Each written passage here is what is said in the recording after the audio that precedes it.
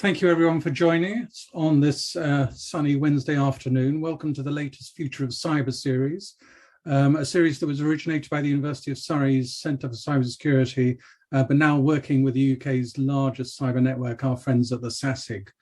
We're going to start by hearing a few words from Professor Steve Schneider, who's head of the Surrey Centre for Cybersecurity, then our very own gentleman cyberman and founder of the SASIG, Martin Smith. The intention is we'll run 5 presentations and then have a Q&A.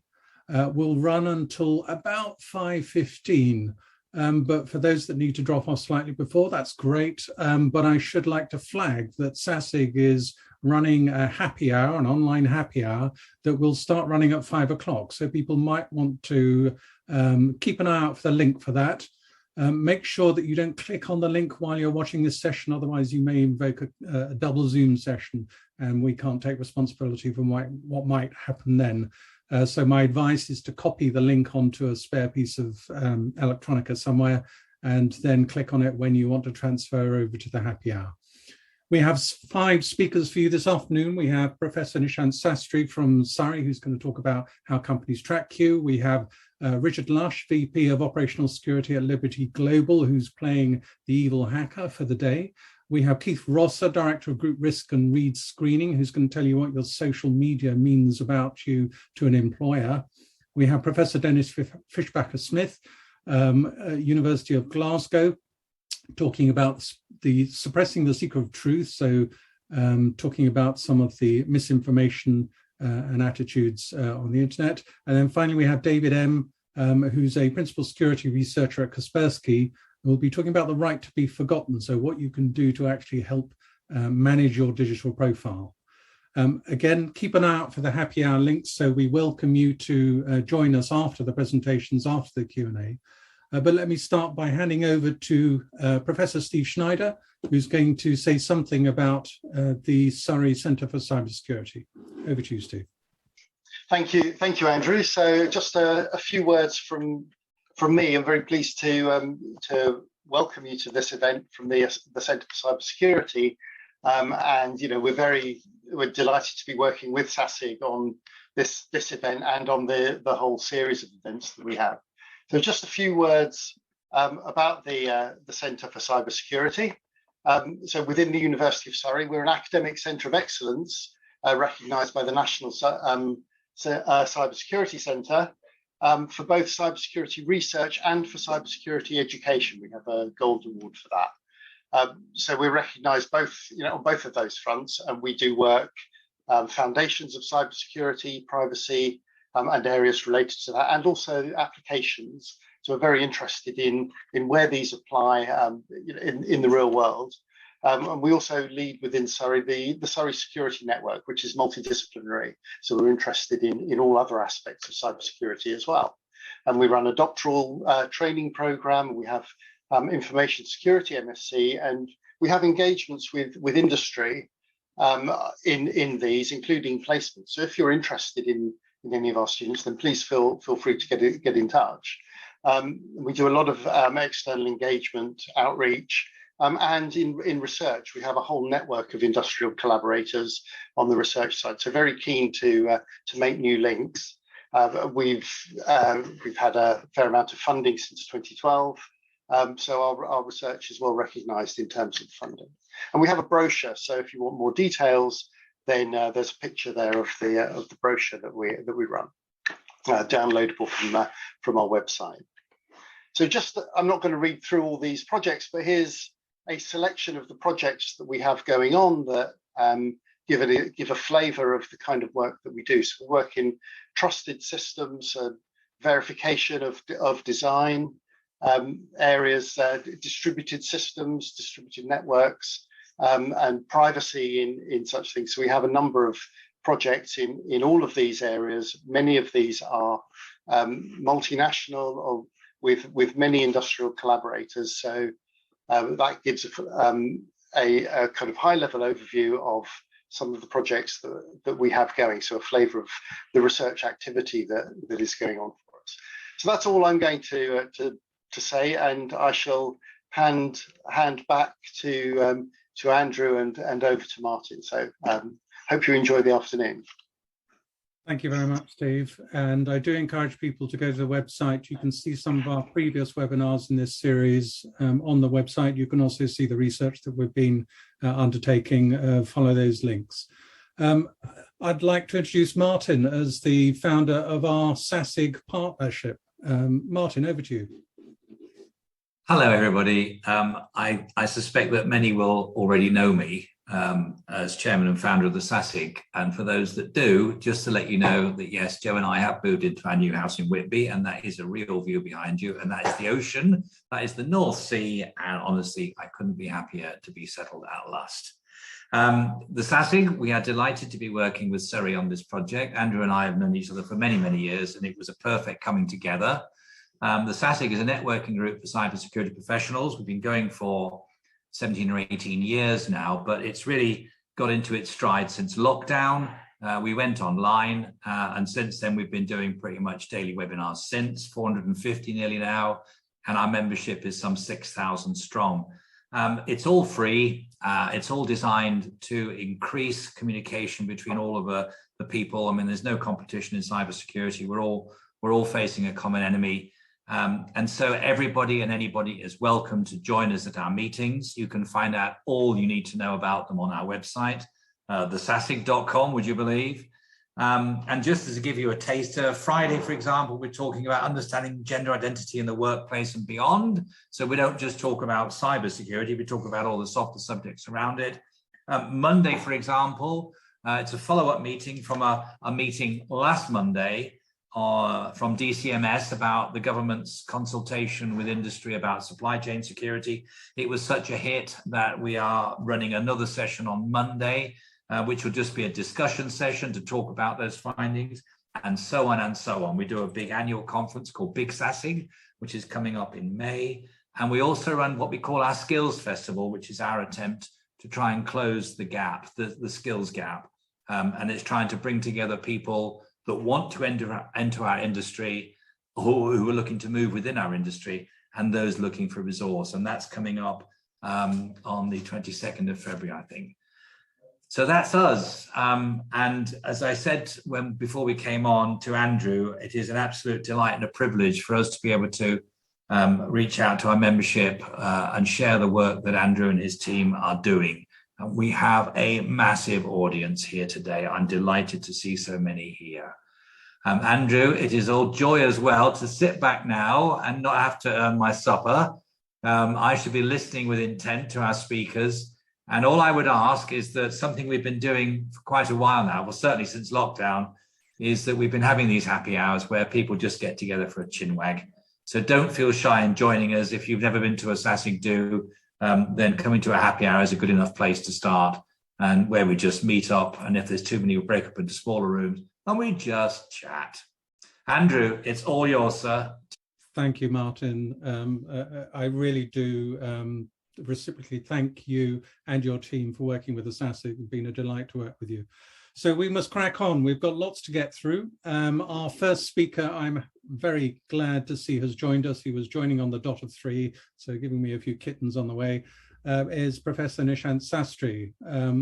Nishant is going to talk about what the trackers on the internet can actually see about you and some of the work, the research that he's been doing.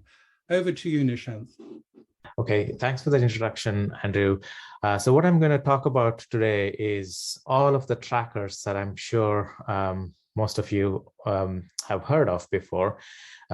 So in general, my research is all about taking a look at the web and the internet using the lens of data science, gathering large data sets, and then trying to see what does that mean for infrastructure, what does that mean for security, how can we better design systems so that our systems are more scalable, more secure, more resilient, and so forth. And this particular project that I'm going to talk about is an effort that we started almost just for ourselves. So what we did was we started off by creating web extensions that can be deployed in Chrome to see when you go and visit a website, such as, let's say, theguardian.com, who are the people that are tracking you? So if I look at my own browsing history, who are the people that know about me and all of the websites that I visit, and what sort of information do they gather about me. And it turns out that this initial web extension that we built about 3 years back became wildly popular. And we now have over 10,000 users across the world from 86 different countries using our extension.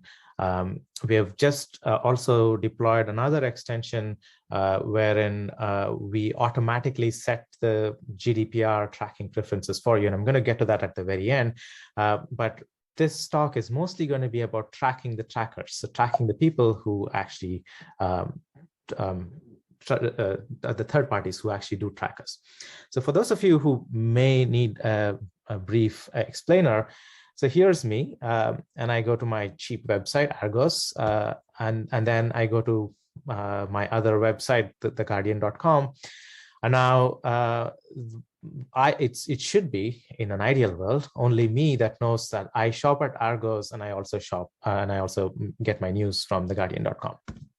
However, what happens is that when you go to argos.com, Argos places a few cookies on your browser, and when Guardian.com is visited, some of the same cookies, because these cookies are by intermediate third parties, are also transferring over some information to the Guardian.com. So these third-party aggregators are connecting the first-party websites, which are supposed to be independent. So therefore, these aggregators, and think of Google Analytics, for example, or think of Facebook and other social media buttons that you have, they sort of know a lot more about your browsing history than you do.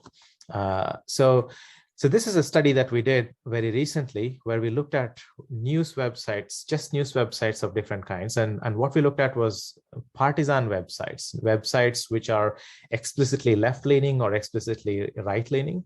And we looked at the US because there's a little bit more data available in the US.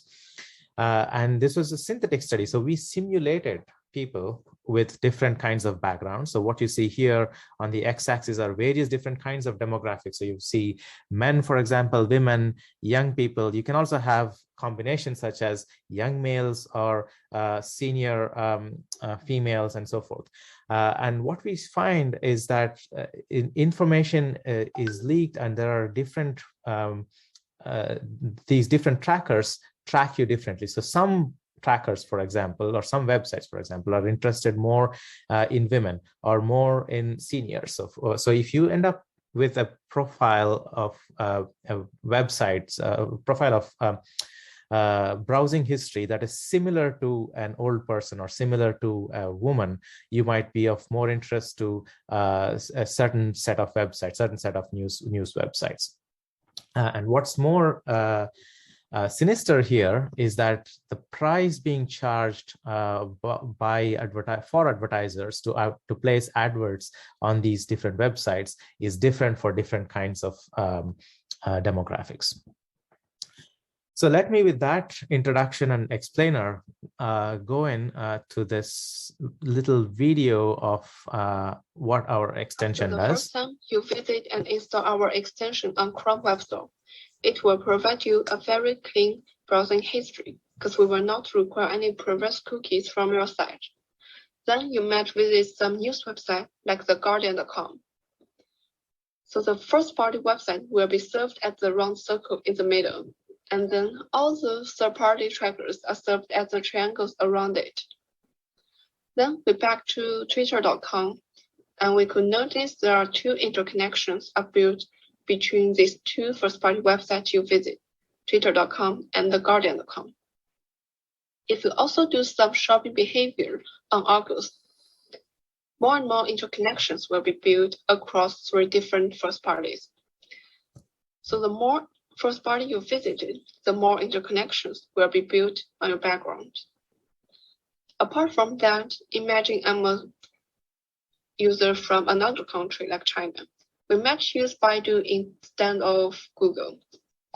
And surprisingly, the Baidu.com will serve as a very independent ecosystem apart from those UK popular websites. So we keep accessing some popular websites in the China, like some news website and shopping website. So after a few seconds we've spent on this website, we back to our extension and notice the popular websites located in different countries will develop to separate third-party cookie ecosystem. So what you saw there was basically a very, very short browsing history of one person, my PhD student who is from China. And you can see that when she goes to visit websites that are more UK specific, there's a separate set of third parties that are tracking them. And then when she goes to visit Chinese websites, there's another different ecosystem of third parties tracking. So different countries seem to have different third parties, but what is common is that there is interconnections in these third parties across these different ecosystems. So going back to this, the list of first parties and third parties, so that was a diagram that you were seeing there. Let me, I don't know if you can see my cursor there, but there's argos.com and there's guardian.com.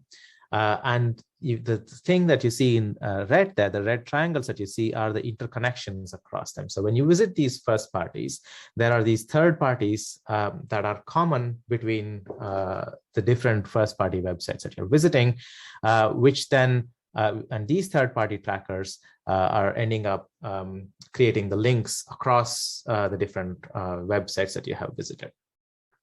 So what we can do is that we can actually create a graph of interconnections between the different websites that you have visited.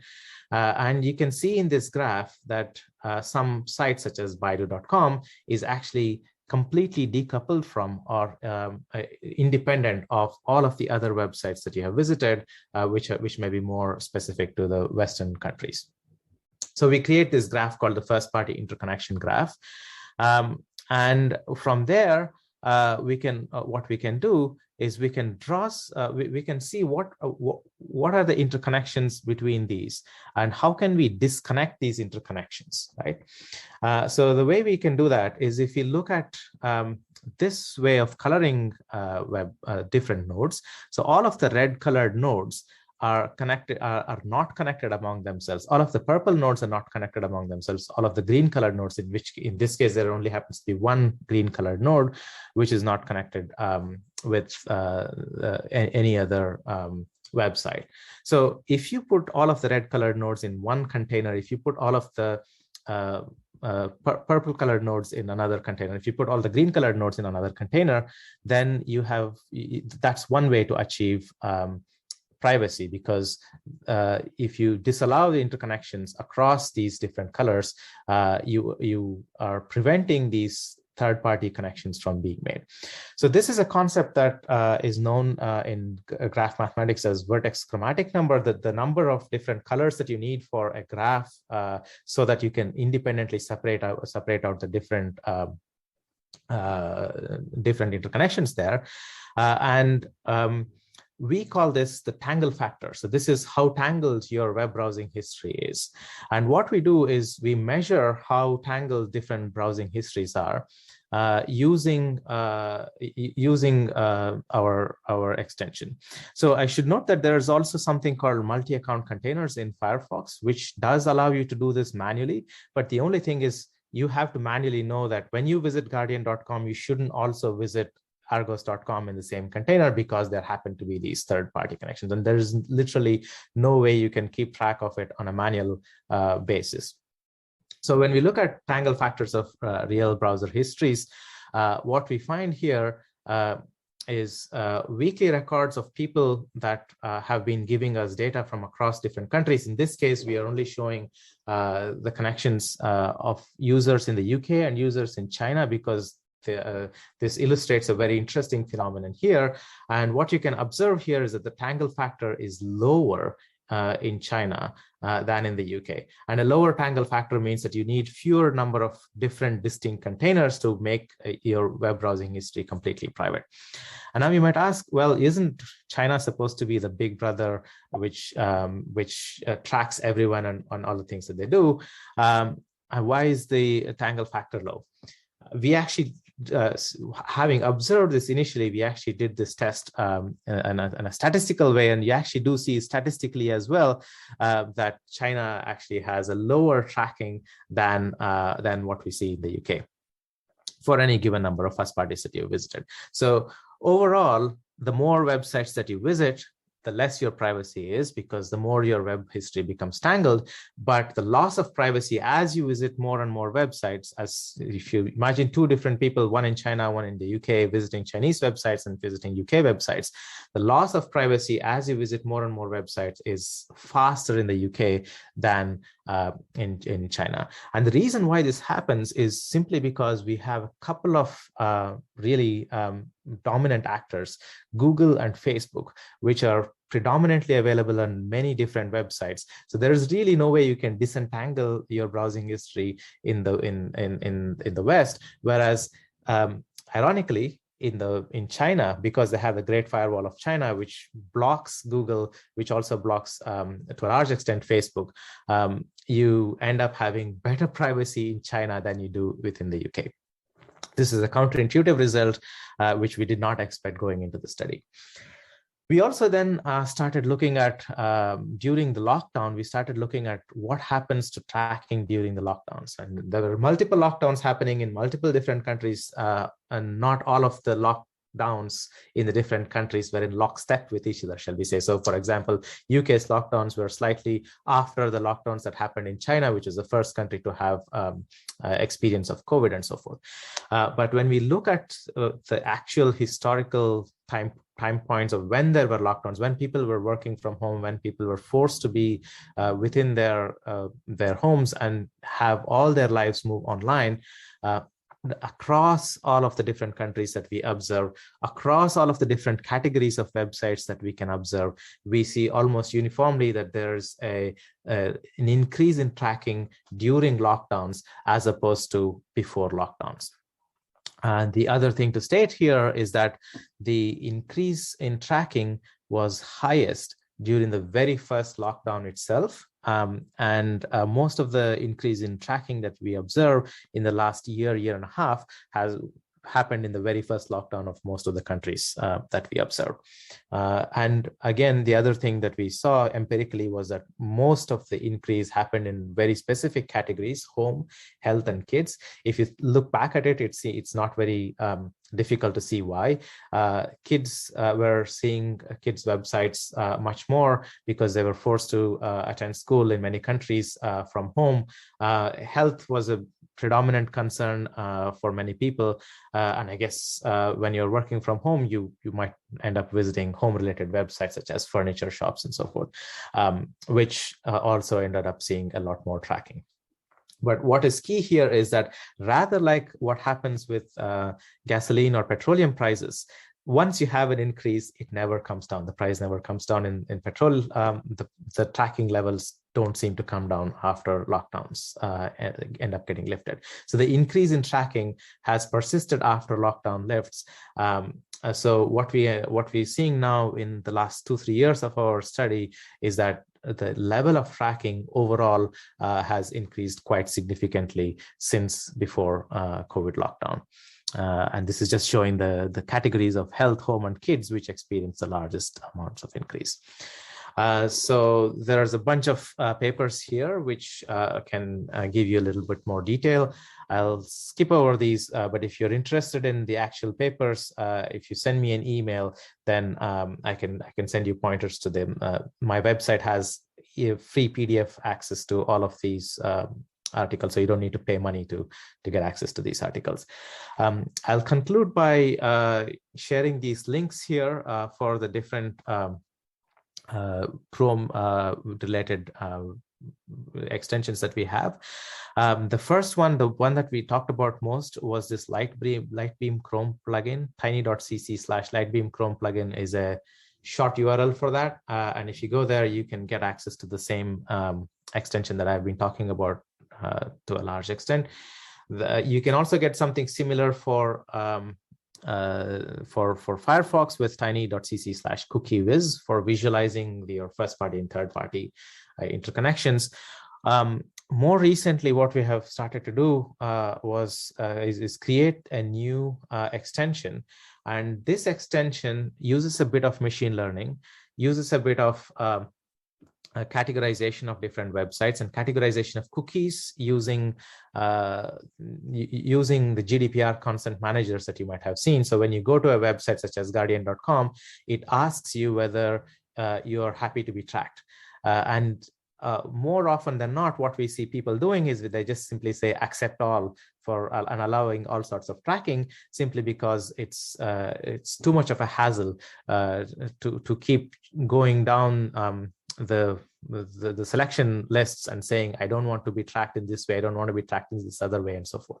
What we do with this machine learning based plugin here is automatically to detect which are the cookies which relate to these GDPR consents and set the right values for you so that you actually have the most private GDPR cookie consent. So once you install these plugins, so if you're using Chrome, then you can go to tiny.cc/rcm Chrome, tiny.cc/rcm Firefox. If you're using Firefox, RCM stands for Rachel's Cookie Manager. Rachel is my PhD student's name. We just thought it'd be a cute name, just like a cookie stand, you have a cookie manager, and it's Rachel's Cookie Manager, and it'll help you.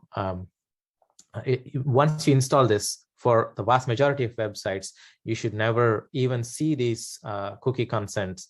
It automatically sets the cookie consents for you, and it sets them to the most private version. And hopefully with that, you should see a reduction in your tracking. So I will conclude with that. Thank you, Nishant. That's fabulous and really fascinating. I've seen some of this work before, and it never ceases to amaze me quite how revealing that is. I then go over to Richard, who's going to play evil hacker on this. He's going to have an evil Wednesday. So over to you, Richard. Thanks, Andrew. Hi, everyone. I'm Richard Lush. I'm VP of Security Operations at Liberty Global. I think it comes as no surprise that over 90% of people on social media post information related to their personal and professional lives online. I'm not really sure what the other 10% do. I think they just watch cat videos or something. But as you might expect, the younger generation are more likely to have a social media presence than the older generation. And I know what you're thinking. So what? I've got one. We've all got one. So what's the big deal? And I guess you're also thinking, who is this guy and what does he know? So as I said, I'm VP of Security Operations for Liberty Global. A number of times I say that, people look at me quizzically and say, Formula E? Well, Liberty Global is a world leader in converged mobile video and mobile communication services. Our broadband service delivers next generation products through advanced fiber, 5G networks, and connect over 85 million subscribers across Europe and United Kingdom. Our business operate under some of the well-known best consumer brands, including Virgin Media O2 in the UK, Vodafone Ziggo in the Netherlands, Telenet in Belgium, Sunrise UPC in Switzerland, Virgin Media in Ireland, and UPC in Eastern Europe. Our ventures arm has a portfolio of over 75 companies and funds in the fields of content, technology, cybersecurity, and infrastructure. We have strategic stakes in companies such as ITV, Plume, Formula E, Mojo Vision, etc. So who am I? Well, over the last 20 odd years, I've designed, built, defended, attacked, and exfiltrated data for some of the most secure systems in the world. Whilst my primary day job now is defending the Liberty Global family and our customers, I come from a security consultancy and MSSP background in both red and blue teams. Hopefully, over the next 15 minutes, I'm going to share with you some of the trade secrets of the bad guys have. Okay, well, they're not really that secret, as we've been talking about them for quite a few years. So our digital footprint. Our digital footprint is everywhere. Oh, there's a bit delay, sorry. Our digital footprint is everywhere. Every post we paste, every update we make, every person we tag, every place we check into, every item we buy, every website we browse, or our fitness app we use reveals valuable information about our personal and professional lives. And you saw from the previous talk about the tracking that goes on there as well. Now, I would have once said that unlike the US, us Brits are slightly more reserved and less likely to share too much information online. But people in both regions and globally are leaving their organizations and themselves incredibly vulnerable to attack. Remember, the more a threat actor knows about you, the more personalized and more effective their attacks can be. Criminals use and are using social media in the same way that they used to use dumpster diving or driving past your house to see how many Royal Mail deliveries you've had, especially around Christmas. Now they can search social media for hashtags, posts, photos to find what you have and target you. People post their new shiny things, their holiday updates, where they are really helps enable burglars to know exactly when you're away and what you have. Or sadly, in some cases, people post what they have, and then it's up to the cyber criminals or the criminals themselves to then be more overt around what it is they do. 1/3 of people share business travel updates online. 93% of people update their social media profiles when they get a new job. This can really help threat actors decide who to impersonate, who to target. And of course, new starters in organizations can be real prime targets because they don't really know the organization yet. So the threat actors know who to target, when to target, and what mediums to use to undertake their attacks. With this information, threat actors are able to craft much more believable and, more importantly, more effective social engineering attacks against people and businesses, leaving personal identifiable information, trade secrets, and money vulnerable to attack. Now, here's a post which I'm sure many of you have seen or even possibly done yourselves. There's not much here really, is there? Or is there? On the photo, there's limited information other than the passport and some nice shiny nails, which unfortunately mine don't look like that today. So the passport's hiding some of that sensitive information, isn't it? Wrong. Anyone notice that barcode? I can use online tools, so I can use an online barcode reader or even my mobile phone to read that barcode that's been posted. And it's made really easy for me to actually get sensitive data out of that. Now, thanks to the International Air Transport Association, we have the current boarding pass standardization that threat actors can really take advantage of. It has lots of juicy information that helps, with the help of the internet, of course, we know exactly what it is. It's a standard. So therefore, all airlines have to use it. And we can go on there and see what information is made up inside that barcode. And here's just a subset of some of that information, and then profit. What do I need to log on and manage your booking? What do I need to log on and cancel your airline to give you a really, really bad day? I need your booking reference number and I need your surname. And all that was in the barcode. So don't take my word for it. Former Australian Prime Minister Tony Abbott posted an image of his boarding pass from his flight from Sydney to Tokyo on the 21st of March. On 2020 on his Instagram account. He was thanking the crew and posting photos from his trip, but he didn't hide anything. Unlike that previous one where she put the passport over most of the sensitive stuff, he had his entire boarding pass on there and his baggage receipt. Can you find the post now? Well, he deleted it after a period of time. It took about 9 months of work for the person that did it as proof of concept to get it deleted. And then we'll have a look a little bit later on about how long the memory is for the internet.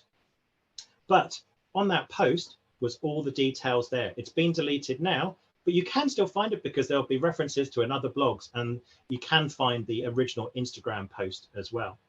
But photos are not the only issue we have. Think about the most common security questions you're asked when you verify your identity as the first step of any security check. Your date of birth, your pet's favorite name, your first pet's name, your mother's maiden name, your postcode. If your social media accounts are public, if you share photos, if you do those stupid inane quizzes that ask you all your personal information so you can share with your friends to be more sharing and learn more about them, if your friends and family are online and active as well, this information is surprisingly easy to uncover. Okay, so how do threat actors do it? I've said already, we're making it really easy for them by using social media. And you can see how easy it was to hack an airline booking. I remember reading somewhere that if you post 4 times or more a day, then you're at greater risk of compromise. But I'm not so sure. I think oversharing is oversharing no matter how often you post. So let's have a look at Chris. Chris is an ex-British Pat. He now lives in the Netherlands, works in IT. Like many, Chris has a selection of social media accounts which he uses for different purposes. This means that the content he posts varies slightly in there as well. Chris's profile really looks like many others. There's little really to make him exceptional or significantly stand out at first glance. His security settings are pretty much reflective of most typical users, i.e. non-existent and just accepting the default that you get when you create your account. However, discrete elements of this user's account make him vulnerable to those with a keen eye and an easy target for threat actors. So what can we tell about Chris? Chris has a nan called Millie Goddard. We can see posts about his pets and pets associated with him. We can see his date of birth because everybody wants a happy birthday on their birthday on Facebook. If you think about it just from a security questions perspective, can we guess his mother's maiden name? Can we guess any information about his pets? Do we know his date of birth? Absolutely, he's given it all to us. But what about his password? Is his password really as simple as passionate about football? Is Chelsea Forever really his password, or is it a variation of that? When people come up with passwords, they often use things that are easy to remember and they're passionate about, because then it makes it even more easy to remember. With someone with someone as passionate about Chelsea, well, I guess somebody's got to be passionate about Chelsea, then this could be a real starter for 10 for a threat actor. So is Chris, though, the real target? Chris works for GL Industries. This is the real target for our threat actor today. Why did Chris come to the attention of the threat actor? Because his LinkedIn profile has him working in IT in GL Industries. Like a lot of people, though, Chris hasn't posted much on his LinkedIn, but he does use Facebook, Twitter, Gab, and other social media outlets. Linking the start date in his LinkedIn account to his Facebook account, we can find a photo of his pass. We also know that network security is potentially an issue inside the organization, and he's asking for help. Is this a way that we could phish him? Is this a way that we could draw him in to help him and then do nefarious things for him? He's posted a photo of his new Jabra microphone. But what else is in the picture? Is there anything else useful in there? Can we see anything else that we know that organization might be using? I mean, it's not really like anybody would actually post a photo with a username and password visible in it, would they? So Chris is a bit of an oversharer. We can see he's telling the world that he's not happy, as it looks like he's doing, it also looks like he's doing something a little bit dodgy with this sort of TV subscription type stuff. And he's looking at sort of sharing that and getting other people to use what he's using. People posting dissatisfaction or even personal circumstances can make them easy targets. Could a state-sponsored actor or a serious organized crime group use this information to phish Chris or even recruit him? Now, at the beginning of the talk, I said about social media being used for physical attacks on people or their homes. Why, oh, why do we make it so easy? Chris, like many others, loves to store his runs online through his fitness app. And he even posts them sometimes online so people can see the routes that he's doing. But what is he sharing? Can I find where he lives? I've got a pretty good guess that he lives somewhere round about here just by looking at the map and where he's going from. Are there any posts on his social media about his house? Can I find his actual house? Now, you're asking yourselves, are the bad guys really going to track me and target me? Well, earlier you saw, yes. Remember, at the beginning of the talk, we talked about people being targeted for their shiny things. Well, our threat actor wants to target GL Industries. Can he use this information to blackmail, extort, or phish, or hack Chris to get access to GL Industries through Chris? Every post you make, every photo you take, I'll be watching you. Sounds like it possibly should be a new hit for Bryan Adams, actually. But how does a threat actor link Chris's social media presence to help shape the attack against GL Industries? In Gab, we can see his username. The threat actor could use Sherlock, which is one of many open source intelligence tools that to search social media and find any other accounts he has with the same username. Now with Sherlock, he often sends back some false positives because some of the way the social media accounts work, but on the whole, it returns enough for me to go through and check to see if Chris is the same Chris. So I can start seeing now, are there links? Are the usernames linked? Do the photos link? I have enough information now to either target Chris through social media or phish him. I can send him a message on any of the social media platforms he's using with a well-crafted link that I know he will click. I can assume also that he'll be at work looking at the timings of his post and probably doing it on his work's computer. So I could send him a link there, which I know he might click. Or I can use the information I found on LinkedIn or other social media to find his email address and then craft something for him. Why do films make it seem so hard for hackers? We have amazing skills. We're breaking down firewalls, multiple layers of firewalls. But all I need to do is send you an email and ask you nicely to click on it. In fact, the fastest compromise I ever had on a red team exercise was 11 seconds. Just think about that for a minute, 11 seconds. I sent a phishing email in and 11 seconds later, I had my first beacon. And we know that Chinese state-sponsored cyber espionage groups such as Leviathan use social media attacks and phishing attacks to gain access to academia, defense, government, biomedical, just to name a few, to gain information, gain intelligence.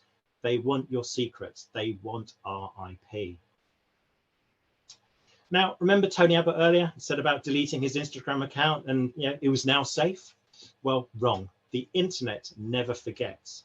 The Internet Archive store the internet and allow us to go back and see previous posts, old websites that no longer exist. Chris has decided to delete a post about a rant for his boss. It no longer appears on his Twitter account. Well, the good news is it's not live on Twitter, but one of the Internet Archive sites has it. As you can see, it's very, very easy to use this and find old information.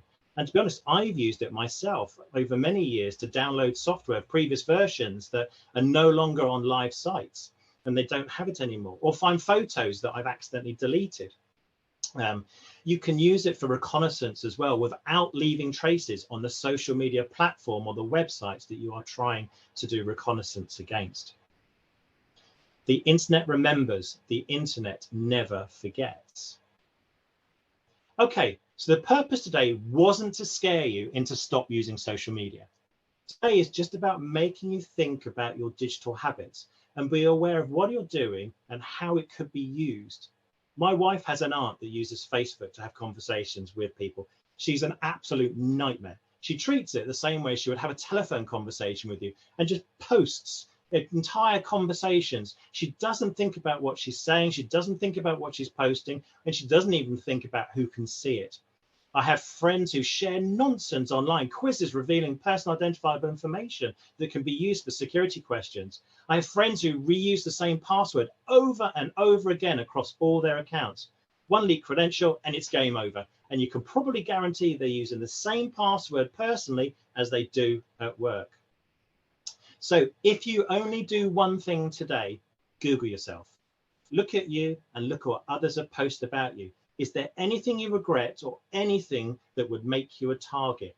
Check your privacy settings. Have you enabled multi-factor authentication on your social media accounts? Have you restricted your posts to only those that you actually want to see them? Have you checked who's looking at you? Do you actually know that Fred is the Fred that you think is asking to connect to you? Do you use a password manager and have it create complex passwords for you? I personally have no idea what most of my passwords are. I use password managers for everything and also go through and check them regularly or change them regularly and check them. Because what I do is I have alerts set up in the managers to go through and see whether any of the credentials have been leaked. So I can then go back and change them. And I use multiple managers. I separate my work life and my personal life. And remember, turn off geotagging. Do you really want to tell the threat actors where you are or where you were? Think before you post. As you've seen, it's not easy to take things back. And I thought, as it's Surrey University, I'll just dump this one up here as an ending slide and say thank you for listening.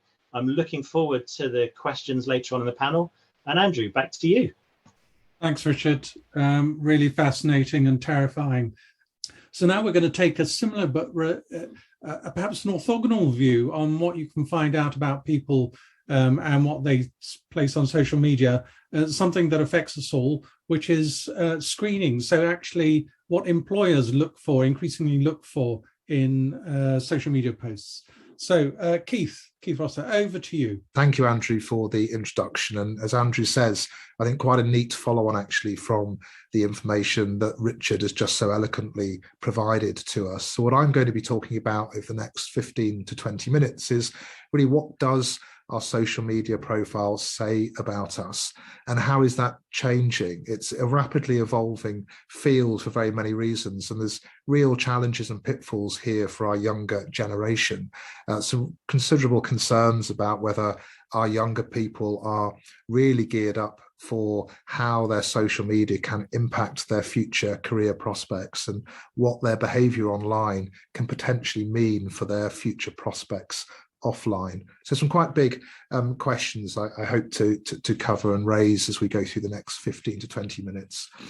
I can't do it without mentioning a few sports examples. It seems to be all over the press all the time, the online behavior of certain sports persons and other public figures. So I'll be using a few recent and very well-known examples as well, where social media behavior has really impacted people's day jobs and future jobs. So just briefly then, a little bit about who I am. So I have done a lot of work around vetting nationally.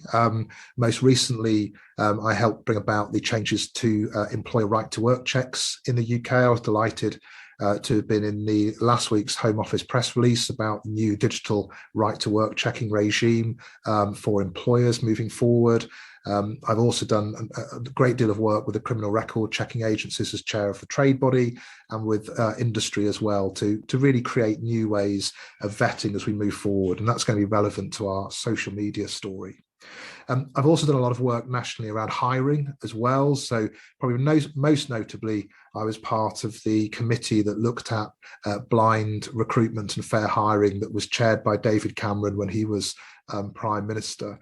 And through the work of the Better Hiring Institute, which I will also mention today that I chair, whose mission is about making hiring faster, fairer and safer. We're doing an awful lot of work about the evolution of technology and artificial intelligence in recruitment. And of course, linked to the work I've done around right to work checks, quite obviously with the current pandemic and as we come out of lockdown, the fact that so much hiring is going to be done remotely in future, and potentially so much work will be done from home, or at least in a hybrid way, means that these digital tools become ever more important to employers, but cannot be decoupled from the need to ensure that we are putting fairness and safety at the heart of our system. And there are some considerable concerns around social media vetting, which I will also touch on today as well. So in summary, social media and why employers became interested in it, I guess. Interestingly, on average, we Brits spend nearly as much time online as we do at work. Certainly that gap is closing, with recent estimates saying that we spend 25 hours online on average a week, and many people working 35 hours. So already you can see that the information about employees or future employees is becoming richer and richer online than potentially offline through old-fashioned or traditional methods, such as employment referencing and work history. Some of the reasons for this are obvious. How many people in the UK have a smartphone?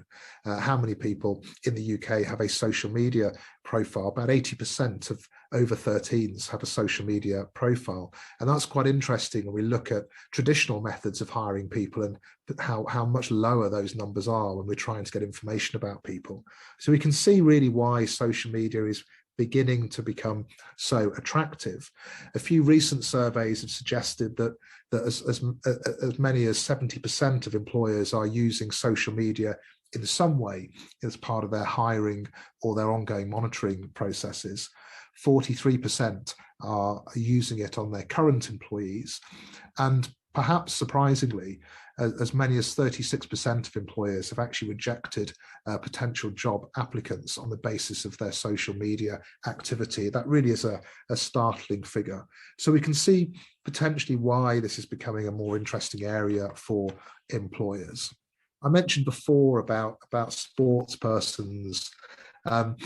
cricketers have hardly been out of the news of late, but mainly for all the wrong reasons. But last year, there was a real run of stories about cricketers who had posted information via social media that really had come back to haunt them. And that posed some really broad questions that even as high as the Prime Minister's office got involved in terms of giving comment about whether social media checks should or shouldn't be an indicator of people's suitability for work. So it really hit the sort of highest levels in 2021. Sadly, we had the awful scenario really tainting the football tournaments that happened last year, where so many football fans were found to be behaving so poorly online, and that had an impact for many of those individuals in terms of their employment. And that was another real moment in time that really highlighted the problems of online behavior versus what I would call offline behavior. And something unusual is happening around how the behavior of people online seems to be so much worse, or can be so much worse, than those people's behavior offline. And perhaps what it is that's driving that would be an interesting question. Besides those fairly major moments in time, we had a number of politicians finding themselves in deep water through use of social media, so much so that a Commons committee recommended that the vetting of social media profiles should be part of assessments whether people are meeting their code of conduct as being a politician. Throughout last year, we've had the debates around the Online Harms Bill, really growing awareness around the challenges online. And of course, we had some fairly high-profile employment-related issues too. Google's head of diversity stepping down following issues of sort of shocking anti-Semitism comments. We had the case of the Morrisons employee sacked for comments they'd made about their local employee. We really had all kinds of different examples where, rightly or wrongly, people had lost their jobs for behaviour online. So it's becoming more and more of an issue for society as we move forward. So if it's becoming clearer why employers are potentially using social media, what does that say about the traditional methods that employers have been using? Well, one quite interesting comparison to the number I gave earlier of almost 80% of people who have a social media profile is the much maligned reference check, which a large study of over 1,000 references found that actually 81% of references that were received by would-be employers contained no information except the dates of someone's employment.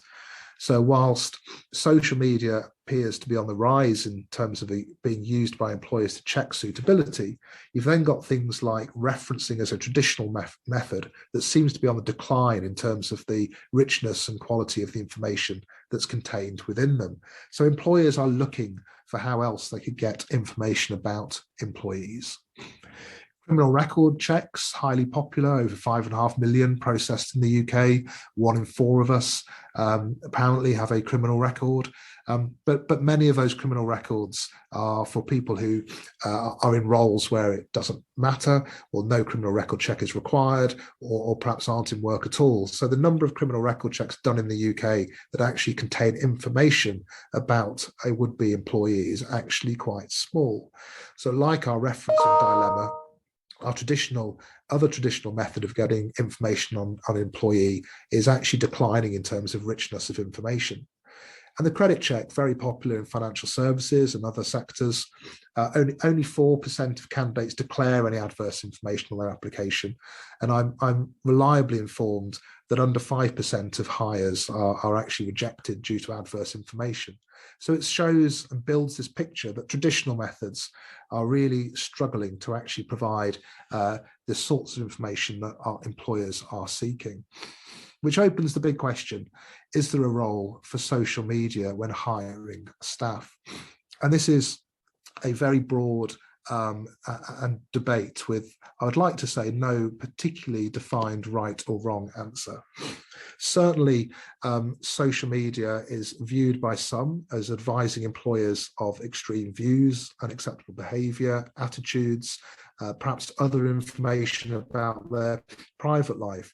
The last speaker mentioned that 90% of us put information up online about our personal or professional lives. So therein you have 9 in 10 job applicants that are providing information about their personal lives that might be used by employers to cast judgments on those individuals. Is it perhaps a party lifestyle? Is there the occurrence of perhaps alcohol or drugs more often than an employer might wish?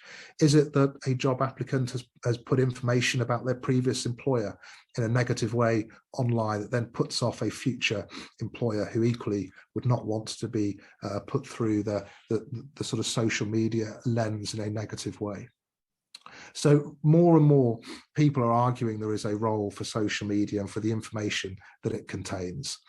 There is a challenge, a big challenge to this, one that in many ways I support, and that is, but how do we make a decision based on what information we find about potential employees? For people with criminal records, there are very great and useful rules around what can be considered as important to a job. Things like how long ago offence occurred, things like the type of offence, the behaviour of the individual. None of that exists with social media. So how do we decide whether something that someone said 2 years ago, 5 years ago, 10 years ago remains relevant or not? It really is a challenging area. So what do organisations get from social media? Well, as I've mentioned, it enables them to potentially assess candidate suitability for some of the reasons I've given. Perhaps too quick to cast aspersions against previous employers, perhaps saying too much about their personal lives, perhaps behaving really rather badly online, like we saw football fans doing last summer. It allows organisations to look at their current employees, and in some ways, such as adherence to social media policies, perhaps even looking at trends on social media about what they're saying about their current employer, or even patterns of behaviour. It has been relevant for post-COVID and remote working, the additional risks associated with all of the remote working that many people have gone through over the last 2 years. Social media has been one way some employers have used to check in on employers and what they're doing sort of during their time at work. Many employers argue it protects reputation and brand.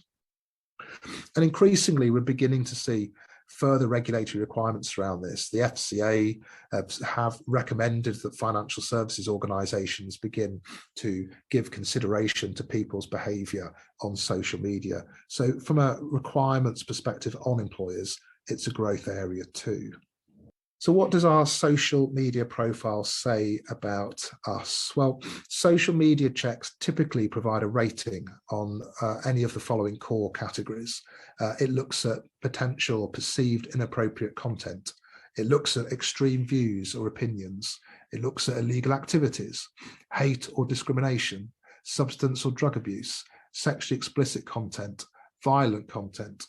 And in some cases, I'm pleased to say, it also looks at the positives too. It can look at charitable work and volunteering. It can look at the flip side of some of the crosses on here. It can look at appropriate content.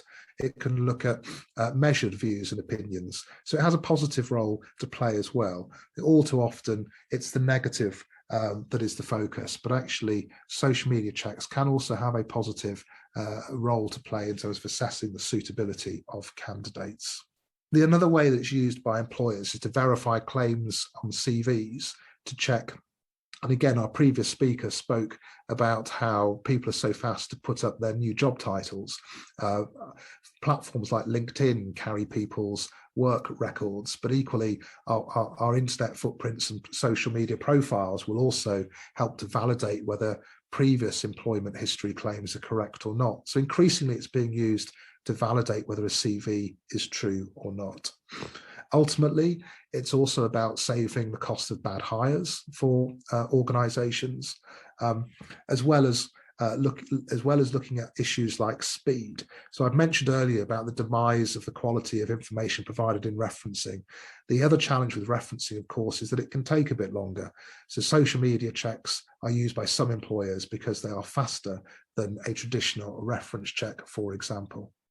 But as I've mentioned, there are challenges and things that need to be kept in mind. So there's a lot of work being done at the moment by the Better Hiring Institute and by many other organisations in the UK, looking at the fairness, looking at the ethical and moral side of hiring. There's lots of big questions at the moment, like automated decision making, AI in hiring, weeding of job applicants, ghosting in terms of never responding to applicants.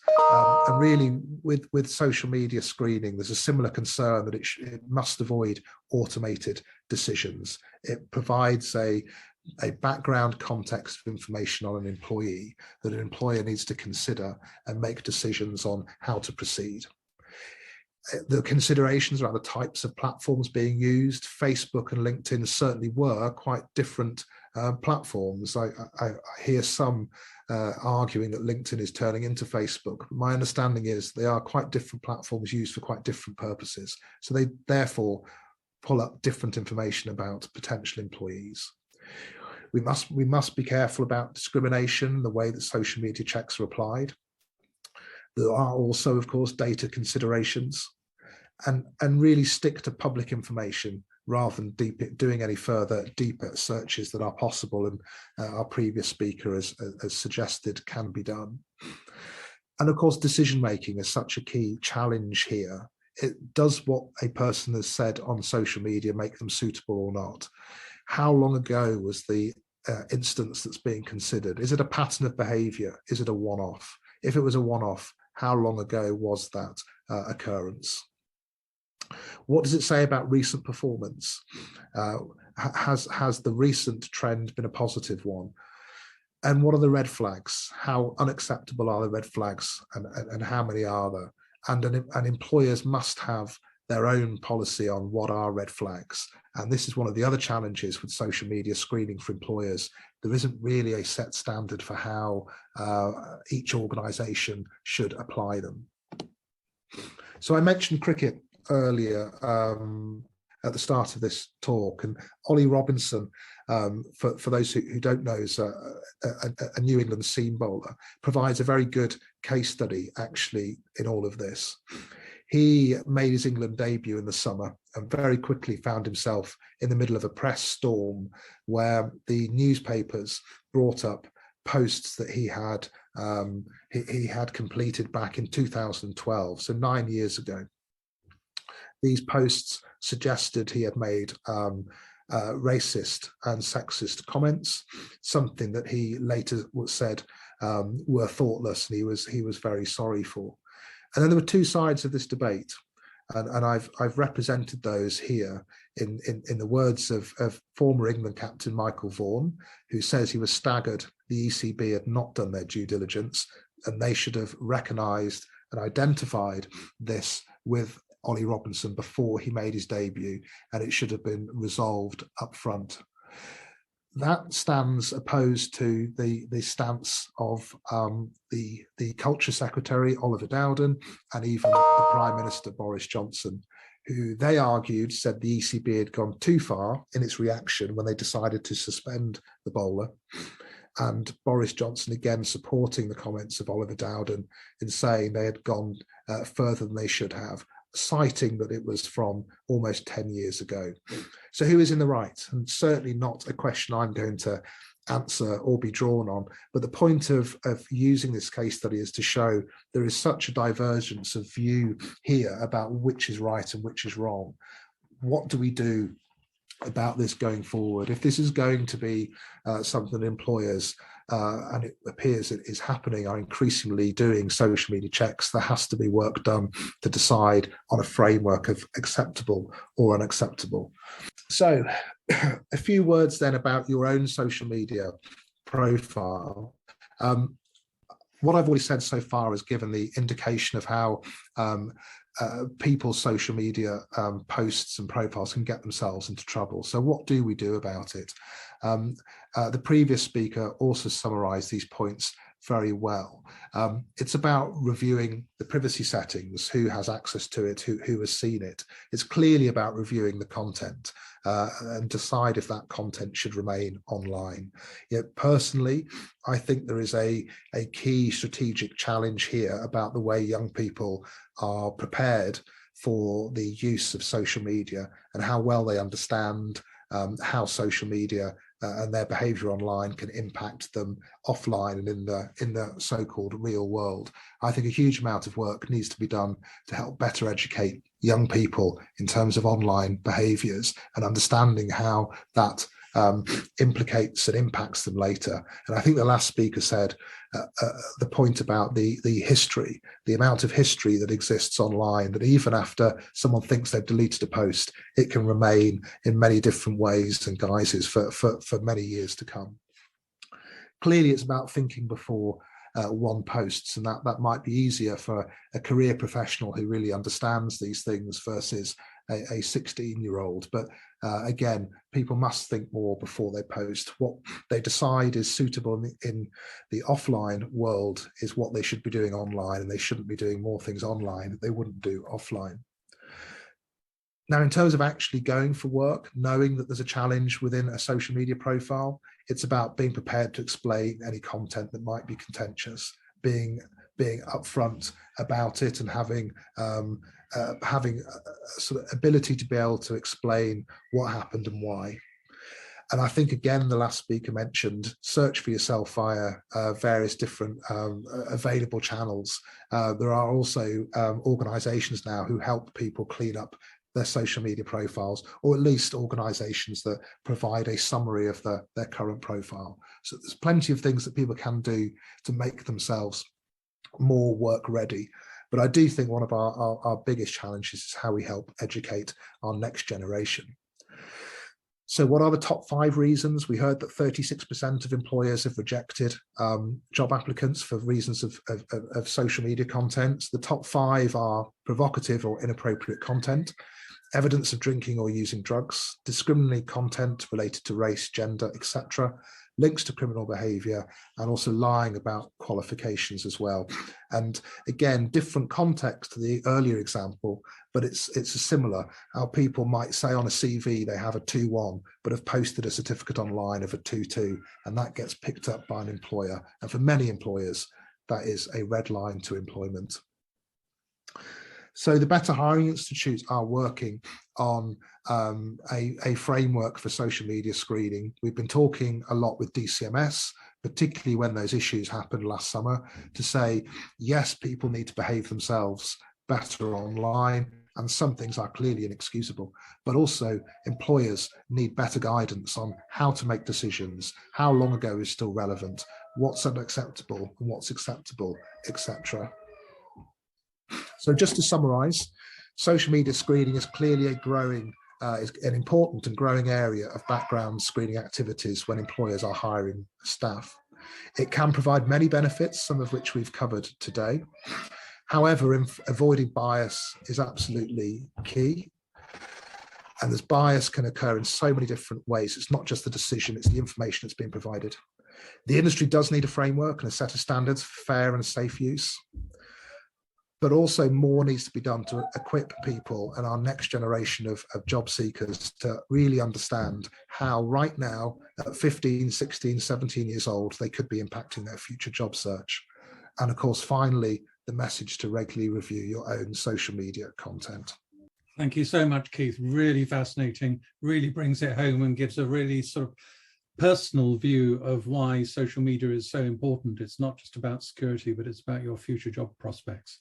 And I would just observe that I know plenty of senior people, shall I say, who also overshare on social media. It's not just confined to the younger generation. So we can pick up on that later. We're getting a lot of interesting questions, really along the lines of how do I clean up my digital presence? So that takes us neatly on to Dennis's talk, which is going to look at the wider implications of what is truth and what isn't truth in the wonderful digital world that we live in. So Dennis, over to you. Well, good afternoon. Let me let me pick up on some of the issues that I think we've touched upon already. And before I do that, let me give you a little bit of background. I have an odd academic background. I'm a chartered psychologist and a chartered agronomist, but I also have a background in management and public health. So the talk this afternoon really sits at the nexus between those issues. I work in a business school. You can't be happy all your life, but that's a different issue. And I train as a risk analyst, but largely in terms of major hazards. So my background isn't cyber, although I have an interest in security. And I try and avoid social media for any number of reasons. But if I didn't, then these are the sorts of things that I might be tempted to post. They are the three hooligans, which are two spaniels and a lab. I want to start by flagging up a relatively recent set of issues in the Guardian Weekly. I don't read it online. I actually bought this. And I want to pick up on this notion of two tribes, which does make me apologize to Frankie Goes to Hollywood for those of us of a certain age. And these issues, which are not quite at random, and they're certainly not quite representative, raise a couple of issues. First of all, there's the ongoing debate about storming the US Capitol on January the 6th, 2021, which points to the rise of violent populism and increasingly the polarization of groups within society. Criticisms of expertise, which has been going on for a long time. That particular article relates to artificial intelligence and how that might actually interact with social media to mask some of the things that take place within the production of knowledge and evidence. And then last but not least, the international dimension of populist movements.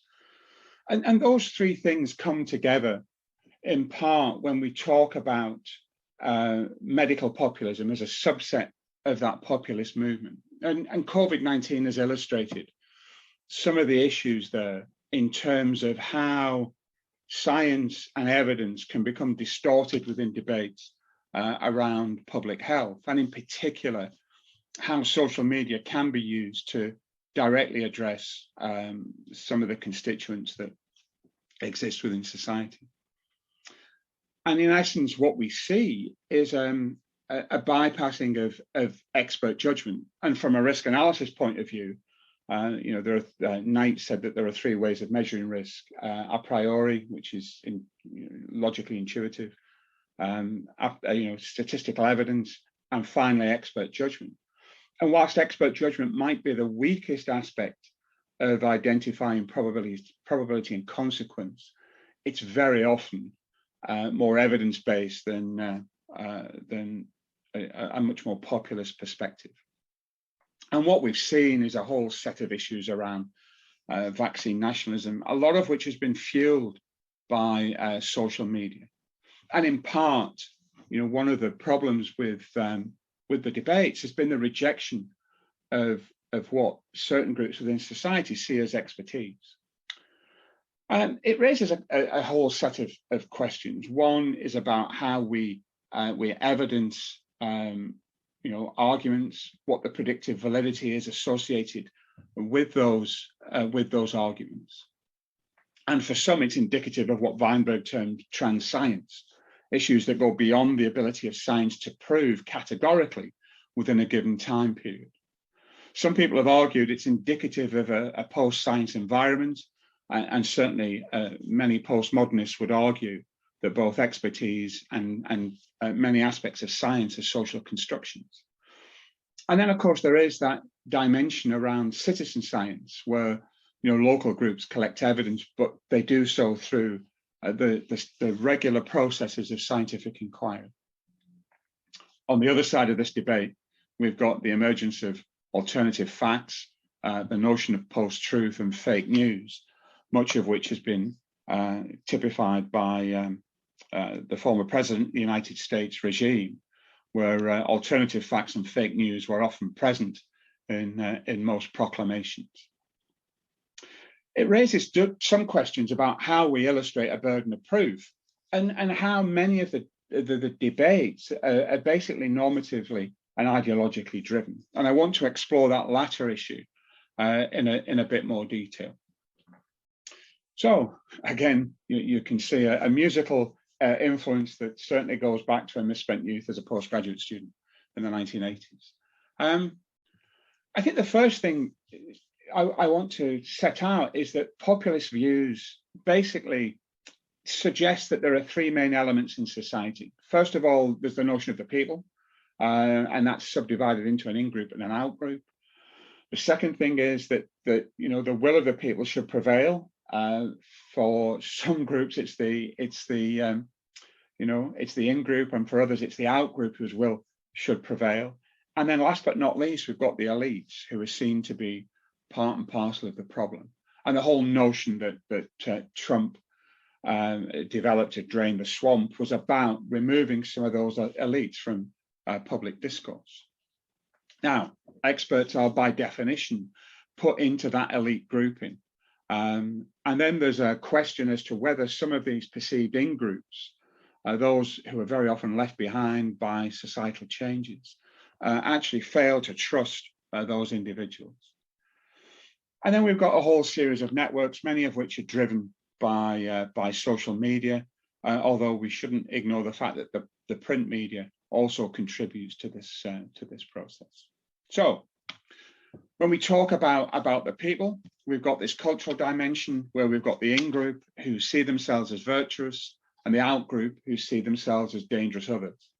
In many respects, the academic community is put into that out-group, and we are very often perceived as being part and parcel of the problem because we speak by and large to an elite group. We very often see in the debates this economic dimension, which usually is the fuel for the in-group who are very often economically left behind and feel that they have no opportunity to engage in discourse because that discourse is very often technocratic in scope. And within that context, the in-group appear to be aggrieved and the out-group appear to be resented. And those represent the two tribes that I alluded to before. And within this context, we have two very often quite different dimensions, and the boundaries between the two of them shift over time. On the one hand, we've got the in-group who will turn to particular key nodes, key influences as a means of getting their news because they don't trust conventional media. And then we've got the out-group who would be seen to draw their news from much more reputable sources. Now, when you look at this, you could be forgiven for thinking that there's a gap, certainly between those people who are seen as part of the in-group. But then when we look at the United States under the Trump presidency, that boundary shifted very much towards giving some of the in-group a voice, and in particular, a voice around issues in terms of whether COVID-19 was actually a real virus, whether it originated from a particular country or not. It is important, and I want to emphasize this right at the outset, that what we shouldn't be doing is trivializing the views of the in-group, because by and large, they have legitimate concerns in some cases and are not responded to as they see it by those technical elites that exist within society. And some of the thought leaders actually come from fairly well-educated or in some cases cultured backgrounds. So again, it's not a simple case of saying it's just people who are uneducated who share these conspiratorial views. What's interesting is the way in which key social media users, key influencers, actually start to shape and, if you like, enhance the notion of social identity amongst some of these agreed groupings. And what we see, particularly in terms of what happened in the United States, but increasingly what happens in the UK, is the sense that these aggrieved groups feel that they're under threat, they feel they're excluded. In some cases, they adhere to particular ideologies, very often extreme right or increasingly extreme left-wing ideologies that see many of the problems as being state-related. And what there are key nodes and drivers through which most of those ideologies are developed and perpetuated. And there's also an issue about information literacy and how expert judgment, and certainly the burden of proof around expertise, can be used within these discussions. And I want to try and set out a framework by which we can look at the relationship between science and populism. And this is a quote from Lasch in the 1990s, who in many respects, I identified this problem very early on. And he said that basically the minute we equate knowledge with ideology, then there's no point almost in arguing with people on intellectual grounds, because we just dismiss people as politically suspect. And we see evidence of that in a lot of discourse around COVID-19. And it points to issues around information literacy. It points to where people get their information from. It highlights the evidence-based arguments that increasingly are called into account in terms of social media, and it raises the whole question of bias on both sides of the debate in terms of the construction of arguments. And what social media appears to do is serve as a force multiplier in this generation of different types of information. But the question as to how that information is developed and validated becomes the key issue. And there's an argument that says it's created a range of what we can term information pathologies. So let me highlight a context in which we can look at this. This is from some work from Frank Fisher, who argued that under normal circumstances, when we talk about science and scientific debate, we have this process of technical verification. That's then subject to test, retest validity. We carry out, replication of experiments in order to ensure that the underpinning theoretical basis is robust. And he terms that first order discourse. It's empirical and normative. And there is that debate between the two. And anybody who's engaged in expert committees or public inquiries will see an example of how that process unfolds. What we've seen under a much more populist perspective is this notion of societal vindication and ideological choice, which is much more abstract and which shapes this process in what Fisher would term second order discourse. Both of these are normative. And part of the dilemma is that for individuals who don't see traditional science as trusted, it raises questions in terms of how ideologies shape the trust that they have in the technical verification process. And I once had an interesting exchange with a taxi driver who was quite critical because I A, worked in a university, and B, I had an environmental science background, or as they saw it, and that really there was no evidence to support COVID-19. And despite the fact that I kept pointing to, literature that was published in academic journals, they just countered with information that they got from websites and through social media. And what it does is it's increased that process of social vindication within elements of society, and increasingly has also, raised that issue of how ideological choice shapes the process. So if we return to the original argument about populist movements, and we look at that issue of empirical discourse and the initial normative discussion, then that takes place within the bottom part of this process.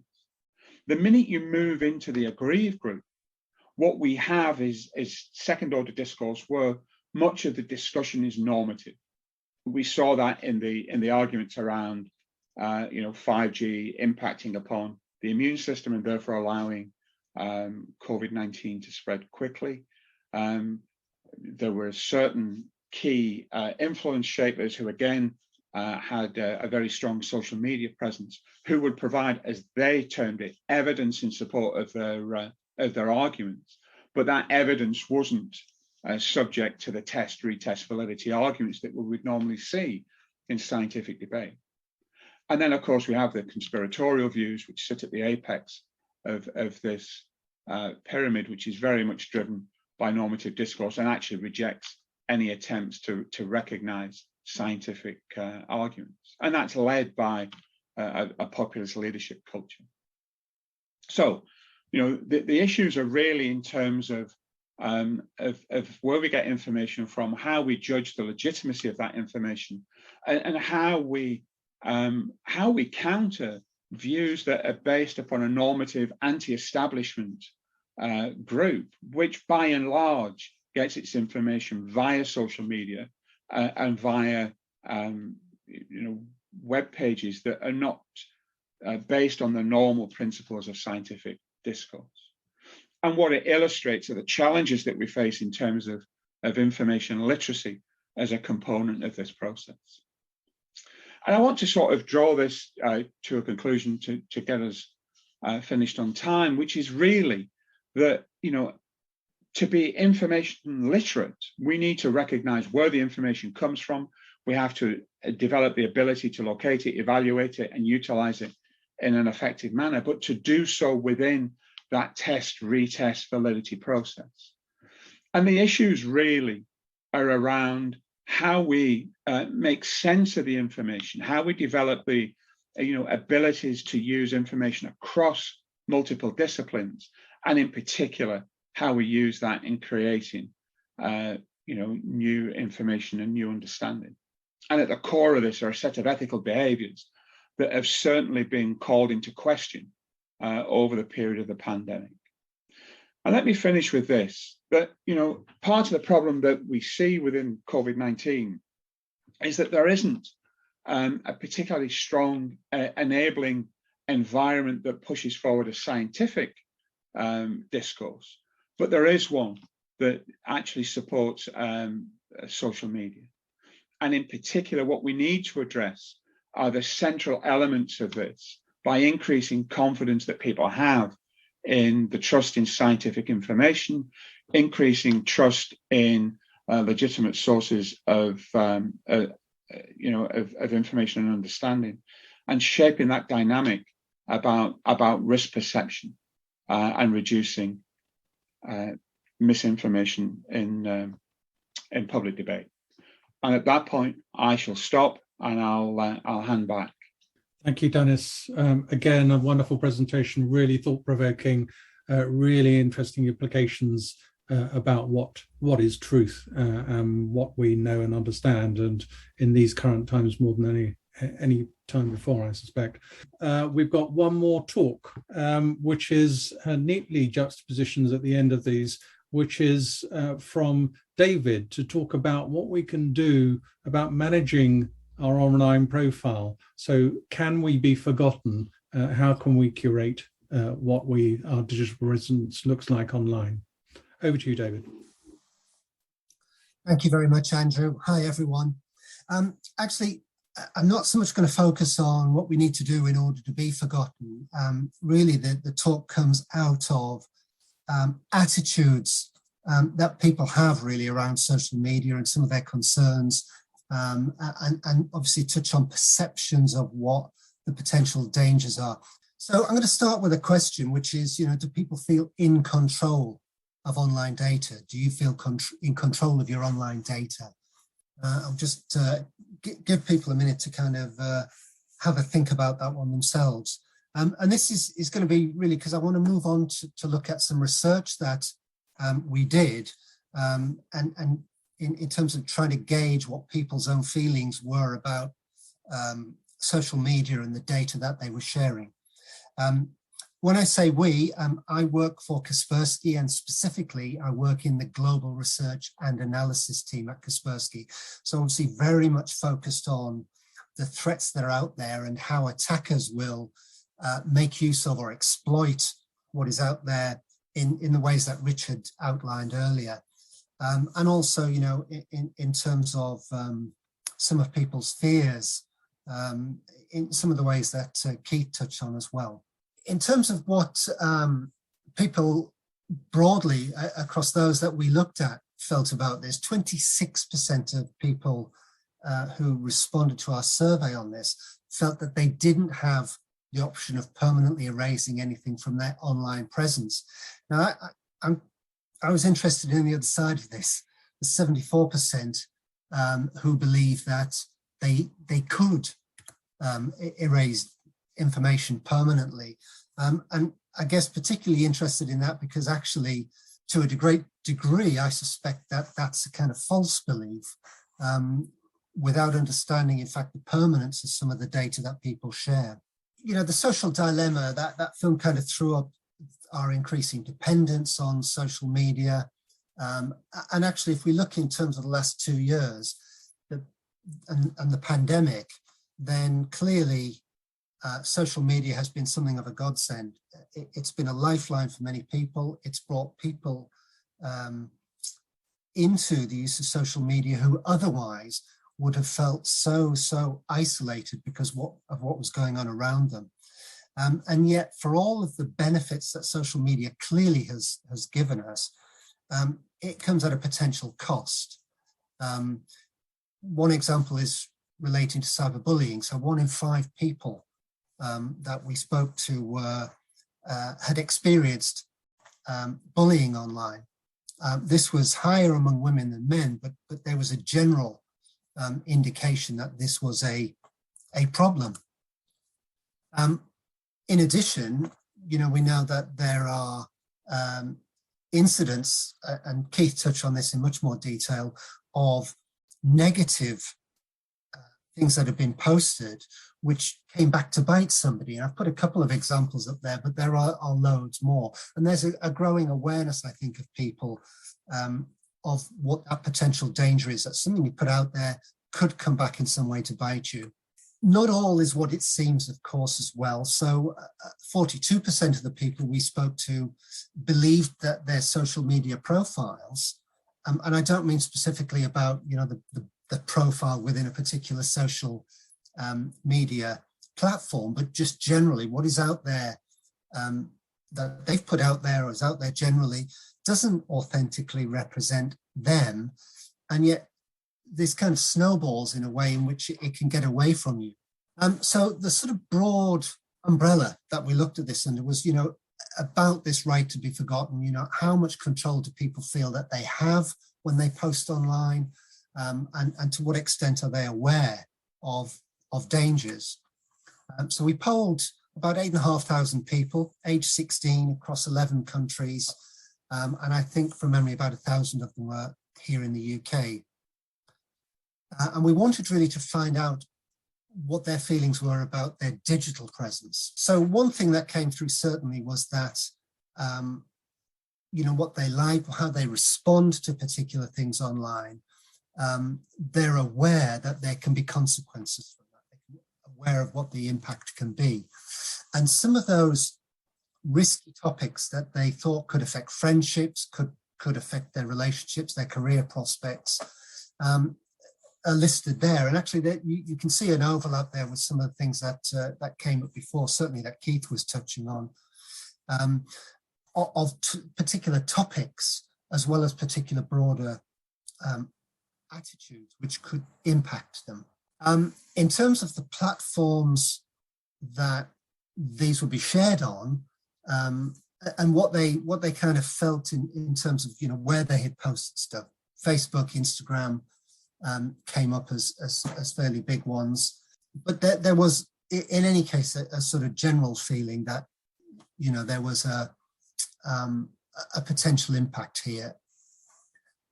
One thing that we did find very markedly was that Generation Z is more reckless when it comes to online activity, and that came through in various different ways. But, you know, if you look, for example, at things that people regret posting, it was things around, you know, pictures when they were drunk, or things that were no longer true, or jokes that could be considered to be, let's say, sexual harassment or inappropriate in some other way.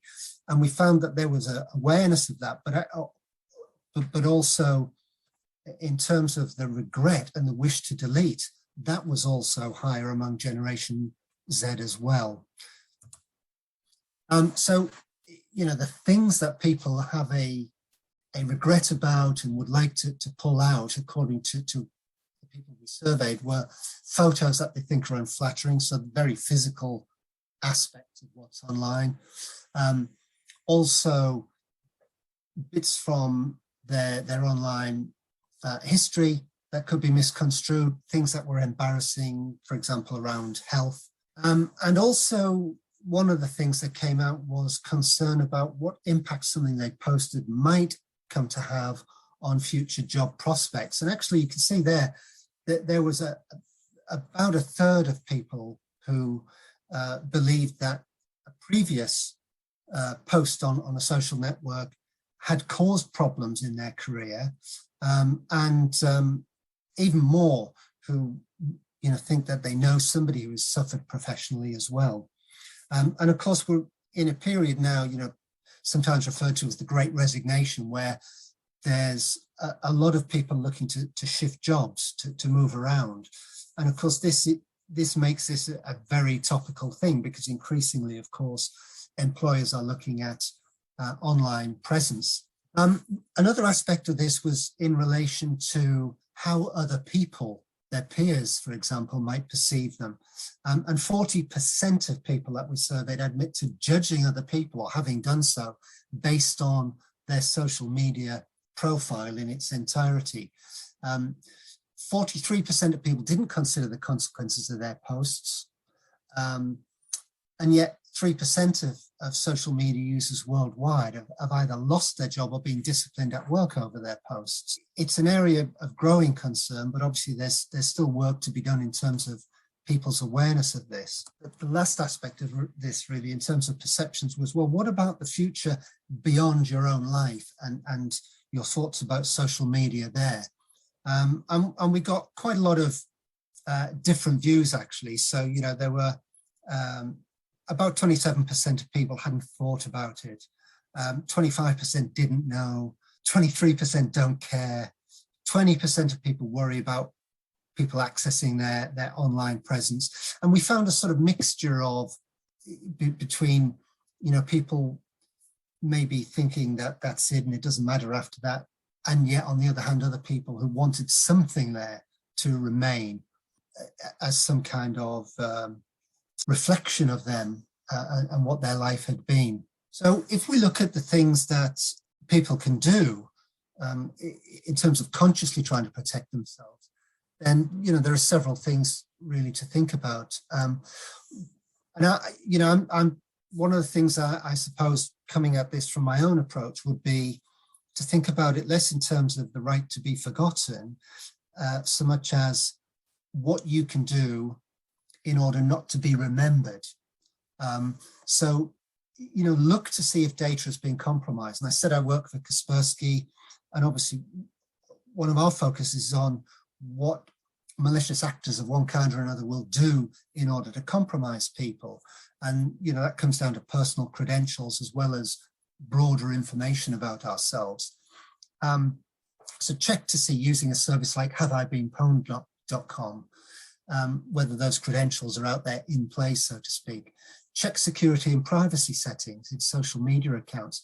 One of the things that was discussed earlier was the whole issue about information and what people are posting, things like mother's maiden name, or those answers to prompt questions in case you lose your password and so on.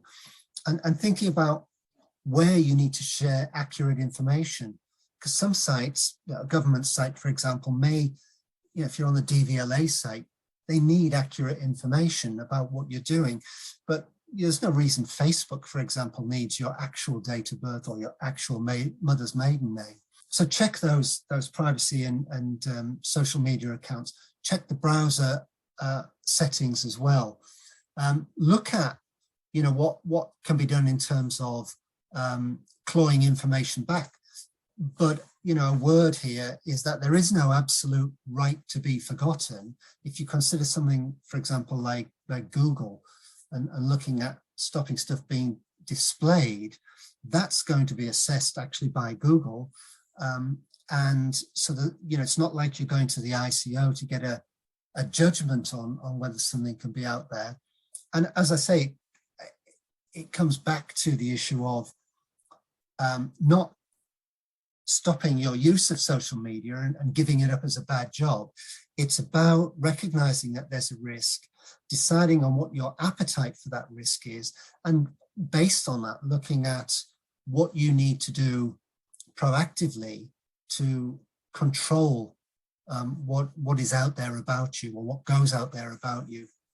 And I'll put links to these websites I'm going to reference now in the chat in a moment. But you know, just by way of kind of giving people some direction on this, we've got a ShareAware hub that you can kind of look at. There's a quiz on there which kind of tries to elicit more information about what your appetite for sharing is, and just give some advice.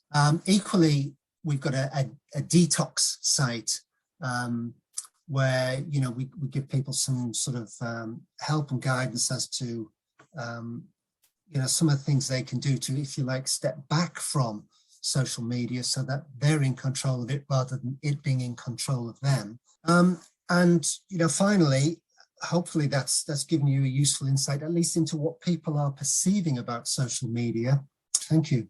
Thank you so much, David. A really valuable final presentation, puts it all in context. Nishanth, I noticed early on there were a lot of questions about the desired functionality for the plugins that you were developing. That's perhaps something we can take offline and look at the website and so on. But I think there's already a lot of interest in that, and I recommend going to the project page.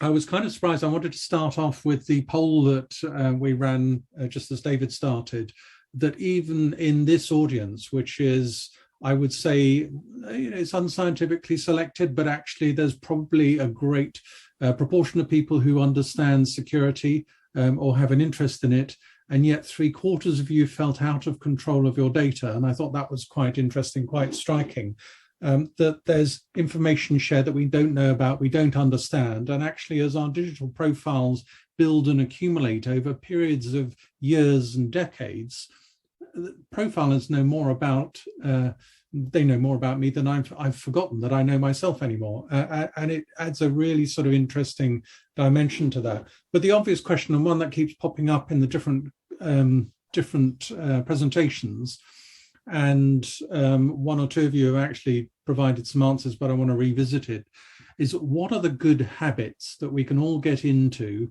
when we're using social media, that will make a difference, that we can actually start putting into place right now. And I don't necessarily mean having a week-long session with recovering all of your social media posts for the last 15 years or something. What are the things that we can do straight away, get into the good habits? So I'll go around the panel on that.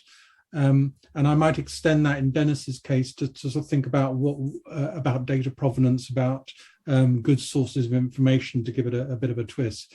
But let me go in running order. So Nishanth, what should we do to curate our social media presences? Okay, so the thing that I find most useful is to remember that social media is unlike, so evolutionarily, I guess we are all designed to see our physical presence and act according to our physical presence in social situations and so forth. So if I'm in a room and I say something, that's there only for the duration of when I'm talking, and then it's kind of gone. It's in people's memories, but that's about it. But maybe a way to think about social media is that whatever you say is going to be permanent. It's sort of like that pesky, nasty friend of yours who has unbelievable memory and who comes back to taunt you about your failures 20 years after you've met them, right? So just if you remember that there's somebody like that, that's looking at you and who has complete access to your private history, who might be your good friend because they know so much about you, but also can know your weak points as well. If you just keep that in the back of your mind, maybe that's a good starting point. So imagine everyone remembers everything about what you've ever said. That's a salutary lesson. Richard, what's your advice? Yeah, I mean, there's not more really to add on that. Really, it's I think it's engage Bren before typing. I think that's the main thing, is that people people tend to use social media as a rant. You know, they don't think about what they're posting. They don't think about the consequences of what they're posting. So yeah, absolutely, as Nishan said, you know, it's a case of, you know, think before you post. But one of the things that both Nishan and you brought to the fore was the ability to link information from different places. So while people may feel safe having a rant in one place, they don't necessarily understand that that's linkable to a bunch of other profiles that are useful for attackers, but also very useful for people who want to understand who you are, whether they're employees, the government, or whoever. Yeah. I think it's that compartmentalization. People need to realize that you can't compartmentalize yourself as much as you think.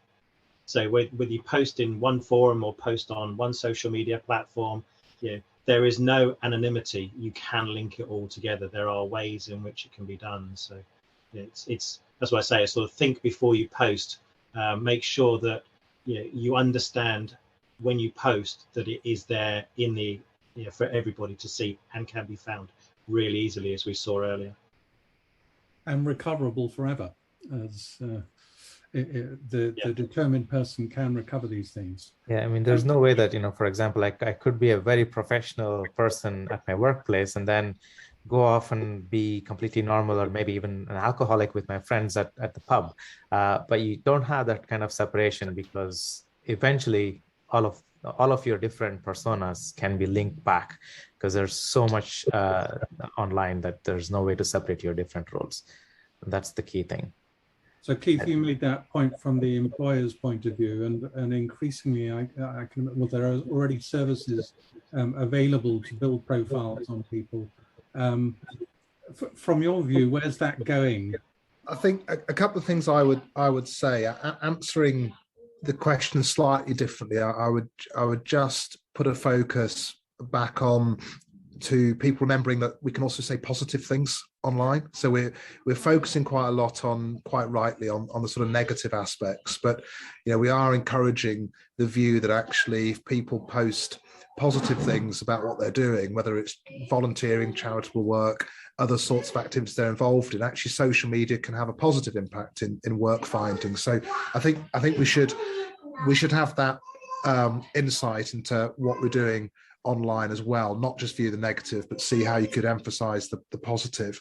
In terms of your sort of specific question about employers and where's it all going, so I suppose crystal ball gazing, the type of society we are and what's happening, I can only see that social media vetting by employers will become as standard as checking people's qualifications. It does need work, as I've already talked about. I won't repeat that, but I think we'll get to a point where people are doing more social media checks on employees.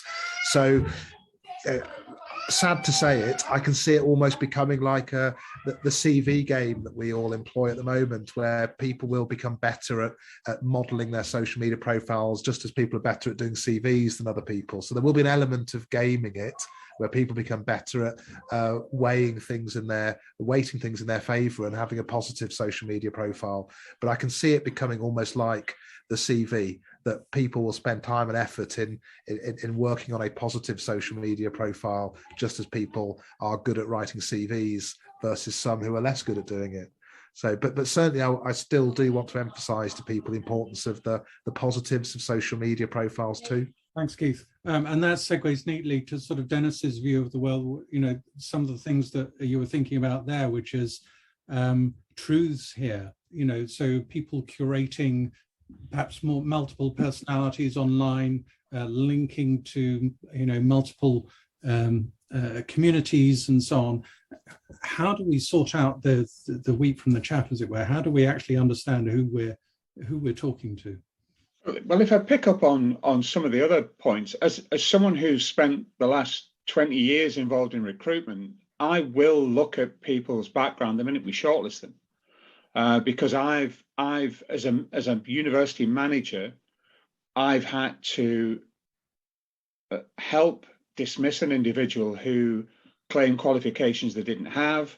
I've had to deal with people who have behaved in particular ways online that were inappropriate. So I think it in a way, if you're applying for a job, it's naive to assume that you won't get caught. Having said that, an awful lot of our institutions are pretty poor at doing background checking. I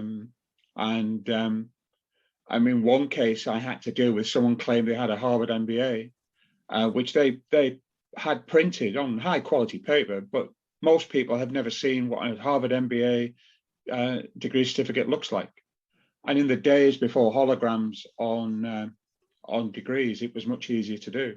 My own institution, being an old and ancient, doesn't have a hologram. You know, I mean, I'm surprised it's not written on parchment. In fact, it probably is. So, you know, I do think there are issues there, and social media will become part and parcel of that. And of course, the software that's used, you know, I mean, mention was made of Sherlock.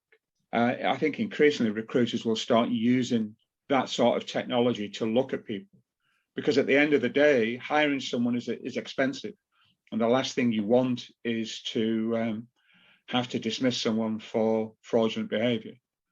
So, but in terms of the other issues, I mean, one of the fundamental problem is that if the message doesn't suit people's ideological worldview, they'll reject it. I think it's interesting how people's views that might be expressed as a 20-something student, 20-year-old student, will differ by the time they get to 35 or 40. But for that generation, it's going to follow them around. And although there is, at one level, a right to be forgotten, it's, you know, you can't be forgotten completely. So an interesting question that was asked on that is some Gen Z are already curating multiple personas. So they have their sort of dirty persona, as it were, something where they'll post whatever. And then they have a clean professional one that they're developing for their future career. So they're already savvy to those kind of nuances. Is that something, Keith, David, that you're seeing? Yeah, if I go first, David, certainly it is. I think people change their behaviours remarkably quickly once they start understanding what's happening, and we've seen it with everything. You know, whether you want to look at CVs, qualifications, references, people were very quick to find ways around it, ways to perhaps over-exaggerate or disguise things or change information. And I think the same is absolutely true of social media. I think as fast as hiring managers and recruiters, as Dennis has just said, become better at checking social media, I think just as quickly there'll be an industry there that helps trying to subvert it. But I also think work seekers will become more savvy. I mean, one thing I will say in favour of the younger generation, when I've said that they're the ones that probably need most equipping for this, they at least are digital natives. So I suspect they will be very quick to be able to work it out once it's here and find ways of improving their social media profiles or sort of weighting things in their favour. You know, if we look at the sort of broad population as a whole, I suspect there are going to be a lot more who are not necessarily looking at it in that savvy way. Now, you know, I'm heartened by the fact that in the work we did, that, you know, so many people were coming back and there was an increasing awareness of what the potential risks are. What I would hope, though, is that awareness doesn't lead people into thinking, well, I'm not going to use it, or I'm going to limit what I do. I would rather hope that people would look at it and say, well, okay, if these are what the potential risks are, I just need to do certain things. And it's not a huge list of things that will actually, enable this to authentically reflect who I really am, but at the same time, not put me at risk. And, you know, I'm conscious it's computer malware, you know, that there's a danger that when we talk about the potential threats out there, people sort of get paralyzed like a rabbit in the headlights. And yet, by just doing 4 or 5 key things, they can reduce the negative outcomes. And it's just as true, I think, with use of social media too. Thanks, David. One of the things that I wanted to touch on is that we've been talking about social media in the context of things like LinkedIn, and it's interesting why people think LinkedIn is kind of is not social media. It's somehow a professional channel, but actually attackers use it as Richard illustrated earlier. But also things like WhatsApp and other messaging apps, which may not be immediately publicly offered. Sometimes they are publicly available, but often find themselves disclosed, as we see in Westminster at the moment, from evidence gathering and leaking and so on. So there's a peripheral social media, which is perhaps more private, or we think of as more private, that is actually equally vulnerable. And I'd come to a few of you on that. Richard, I'm interested in how attackers might use messaging apps and information on that. Yeah, it's an interesting one, because as we know, there have been attacks over the years against those other messaging platforms, which has led to some of the controls being increased. I mean, WhatsApp, there was the whole thing about WhatsApp actually not being private, and the way they were doing encryption it is wrong. Yeah, I think it's like most platforms. It's secure as the security at the time that it's implemented, and as the attacker techniques change and morph over time, then is there a finite time for the way that those platforms have been, the security in those platforms has been put together? Possibly. Is there one platform that's more secure than the other? Personally, I don't think there is. Even with the apps that have the disappearing messages, I'm going to delete it after so long. Well, actually, it's out there. So even if it gets deleted, has it been stored somewhere else because actually it's gone through someone else's platform? So I think that you have to treat the WhatsApps and everything else that you're using, or the plugins in your browser, because then of course that's now in your browser, and it's if someone's hacked your machine, then they can now see what's in your browser. So you're never truly 100% secure in your comms. So and if you treat it that way, same as Alexa, how many people have got Alexa in their house? I have it in my house, and I've told everybody whatever you say is going to be recorded. So, and we have a lot of fun playing with Alexa and coming up with some really strange things that she's come out with over the years. But we all know that Alexa is listening. Google Assistant is listening. So we are not as secure as we think we are if we bring those things in and we use them. I'd quite like to go to a sort of broader question now, which is around education. As a university, we're very keen on providing cybersecurity education to our graduates, no matter what courses they're doing, but also specializing in cybersecurity. But actually what we're talking about, from provenance and truth, understanding where your information comes from, to who you're dealing with online. Are they real? Whether it's dating apps, whether it's social media, whether it's messaging, and so on. And I wonder what each of you would think about how we need to inject new thinking into our education system. At what levels? How do we bring that to the fore so that people are more equipped to live in the digital age, whether we're talking about 5-year-olds or 50-year-olds or whatever? Who wants to go first on that? Dennis. Well, as a Scouser with a background in psychology in a forensic context, I suppose my view would be, A, I don't trust many people, and B, I certainly don't trust people online. So, I thought it was funny when people were saying about Alexa. I don't have Alexa. I've got 3 dogs. I talk to them often. They don't. They assure me that they won't repeat any of it. I did once give advice to a colleague, and I said, look, whatever you write, assume it'll end up in court. If you send an email to someone, it'll reappear at some point in time. Thankfully there was no social media when I was an undergraduate, but I'd be petrified now if I was a youngster. The thing that bothers me from a psychology point of view is the way bullying and harassment takes place online for kids, the way they feel that they have to live their life in that context. If I was bullied at school, which I actually was when I was younger before I started judo, that bullying stopped at 4 o'clock or 4:30 by the time I'd escaped. Now it's 24/7.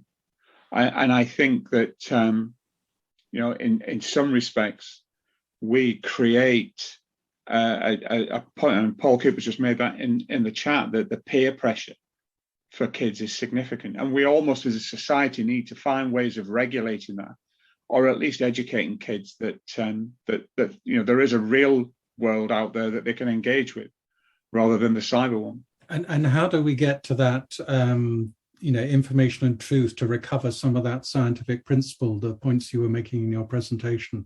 How do we encourage, especially the younger generation who don't necessarily, well, actually, it's not just confined to the younger generation. How do we encourage that inquisitiveness about provenance of information? In a sense that it's a double-edged issue, isn't it? Most of us will turn immediately to the internet to find information that we want. From an academic point of view, I can't remember the last time I went into the library. I accessed journals online. So it's really, I think, looking at the way in which we structure education right from the off, in terms of how we understand what information is, how it's constructed, how it's used. And I think generating that literacy amongst young people is really important. I probably get phone calls twice a week from a certain alleged online media company that's telling me that my router's problematic. I like winding them up. My mother, on the other hand, gets panic stricken. So, you can see even within a generation how literate certain people are in terms of the various forms of information that exist. And I think education plays a key role in that. Yeah, fantastic. I have to share a story. My son actually took one of those calls and managed to get the caller's credentials out of them, turned it round, which I thought was a real achievement. Nishanth, as an educator, what do you think we should be doing, both at tertiary, secondary, primary? What are your views? I think the key thing for me is change. I mean, even as a supposed professor of computer science, every new version of the operating system, every new version of even PowerPoint, I hardly know where to press the present here button, right? So there are so many things that keep changing that it's difficult to deal with that level of change. Sometimes it feels like it's change for the sake of change between different versions of different pieces of software, and the way different new apps keep coming every so often. It used to be Facebook, and then it was Twitter, and now it's like Instagram, Snapchat, and so forth. It's very hard to keep up. In not just social media, even in the financial sphere, the changes that my banking app keeps making, it's very hard to keep up with things. So I think it's inevitable that we keep making mistakes because of so much change happening, and because we are unfamiliar with the newer and newer versions, and because we have, especially in this cloud native environment, we cannot choose to say I'll be on the last version of such and such an operating system because I don't need the new version, I don't need the new things. No, I cannot choose that. When I go to Gmail, I have to go to my latest version of Gmail, and if they've since yesterday midnight, if they change the interface, I have to deal with it. So dealing with change and learning to deal with change is something that we don't teach enough, I think. And also maybe ways to recover from mistakes, because it's inevitable that we're going to make mistakes. Who amongst us hasn't sent the wrong email to the wrong person at the wrong time and then regretted it 15 seconds later? But dealing with that on a human level is one thing. But if I have by mistake sent £20,000 to that person who wants to know my Wi-Fi router's details, how do I recover from that? So building in mechanisms for that, both at an infrastructure level, but also from an education perspective, how do we identify and deal with change? How do we recover from mistakes that we would do because of this huge pace of change? Those are the two key things for me. Thanks, Nishan. Rashid, I'll come to you next. I mean, you've educated some really interesting ranges of different people, from chief execs at boards to people who really at the sharp end of things and should know better. I mean, what are the learning points for you in terms of delivering those messages? Yeah, I think the common message is that, don't be afraid of the technology. There was a great post a second ago. It's like that balance of progression. How do we utilize the technology? But you need to understand, you need to get the right information to be able to make that decision as to how you're going to how you're going to use it. And it sort of goes back to what Dennis has been talking around about the provenance of information, that literacy. It's making sure you're engaging with the right people to give you that information so you can make that informed decision. And a lot of it is around just those habits. What are the basic things that you need to think about when you're doing? If you go on the theory that everything you type, everything you say, everything you post is public, then that starts to change the way that you think and the way that you act. And there is no separation between work and personal. So having that sort of mindset then helps you formulate what you're doing. And again, it goes back to that sort of think before you post, but think of the concepts. And as it changes, as you go through, as you said there, Andrew, chief execs need a different persona to someone who's on a junior analyst or a junior within inside, or even the cleaner within inside the organization. But what you got to remember, or that they've got to remember, is one day that cleaner in an organization could be managing director of their own cleaning company. So if they start thinking about how they're presenting themselves, then that will change the habits over time. And it starts, as you rightly say, with inside school, with inside the education, getting people to think differently and embrace technology in the right way. Keith, I'll come to you. I mean, in terms of employment, how do we get that message across to people at what sort of age? When do we need to introduce it, and how do we do that? I think we've got a real challenge in the UK about how we are readying our next generation for work. This is one very clear example, but there are so many others as well. And my own view is that we need to really be hitting these messages as early as we possibly can, certainly high school.